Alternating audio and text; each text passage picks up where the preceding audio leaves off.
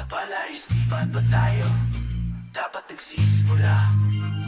Baby, pakiusap. Kung magpapakilala sana, pwede bang idaan mo lahat sa hawak? Naligaw lang sa dinami-dami ng mga pasikot-sikot sa iyong katawan. Sana lang ay mapadaan. Nabulag sa iyong mga kurbada, nabudol sa mga usapang walang putrata. Harot hanggang sa abutan ng umaga. Walang sagot sa katanungan, tayo nga ba? Awit kung ayaw masaktan, huwag nang umasa. Nagbabakasali na lang at sumaba ang mga dasal sa may kapal. Sana gumana, kaso madalas sila ni Satan sa magkakutsaba.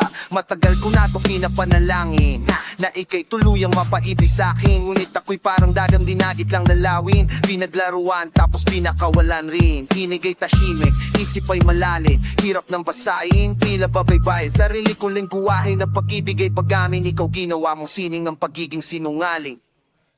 Kung magpapakilala sana, pwede bang idaan mo lahat sa hawak? Nalitaw lang sa dinami-dami ng mga pasikot-sikot sa'yo katawan. Sana lang ay mapadaan. Ano paalala tayo para lang klaro? Kailangan kong malaman kung mahal mo pa ba ako. Naglalaro ka lang ba o nananarantado? Kasi nakita ko kahapon may kasama kang baro. Mayoko nang umasa sa mga usapong malabo.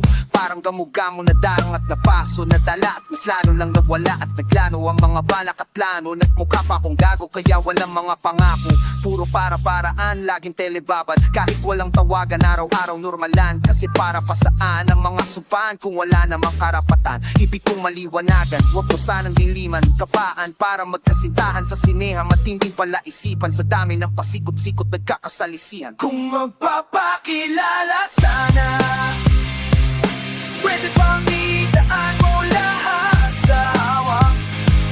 Nailikaw lang sa dinami-dami ng mga pasikot-sikot sa iyong katawan. Sana lang ay mapadaan. Oras at konting espasyo lang kailangan nating dalawa sa ngayon. Ngunit parang di naman to hadlang. Palapit na tayo sa kalawakan.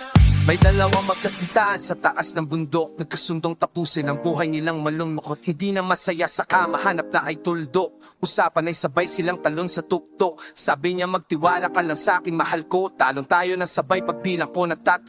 Kaso lang ang problema pagkatapos niyang bumilang. Siya lang ang tumalon, si babae nagpaiwan. Habang nakatingin sa kanya nakangiti lang. Ngunit biglang nagulat ang babae nang nakitang nakakangiti. Si lalaki habang pababa siya, sabay biglang buka ng dambuha lang para kay Da. Ngayon, sinong mas taksil sa dalawa? Sino ang mas tuso? Sino ang mas tanga talaga?